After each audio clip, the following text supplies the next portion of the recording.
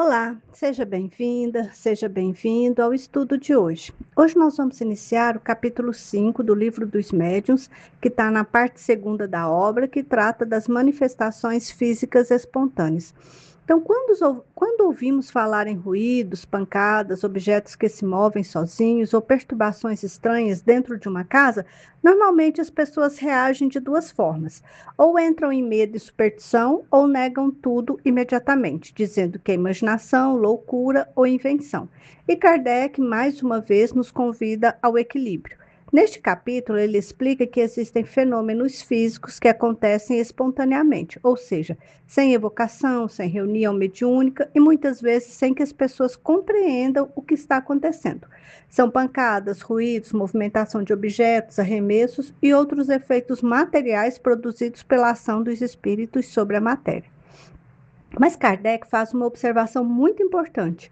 Antes de atribuir qualquer fenômeno aos espíritos, é preciso investigar cuidadosamente as causas naturais.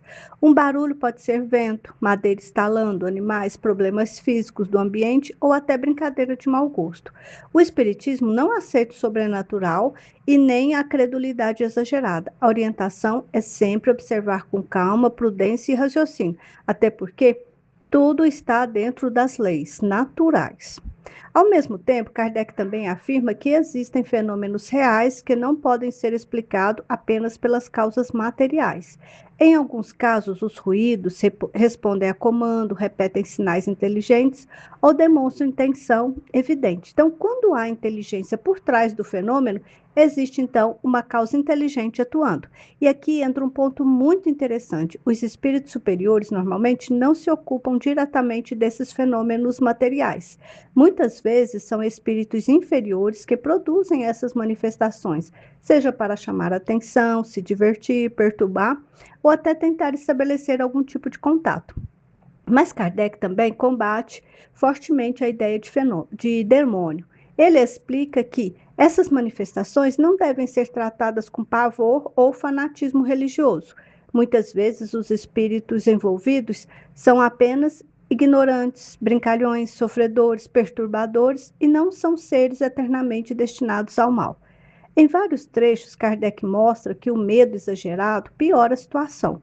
Quanto mais desespero, superstição e desequilíbrio emocional, maior pode ser a perturbação. Por isso, ele recomenda calma, oração, equilíbrio moral e observação séria dos fatos. Outro ponto importante é que muitas dessas manifestações acontecem pela presença de pessoas que possuem mediunidade sem saber.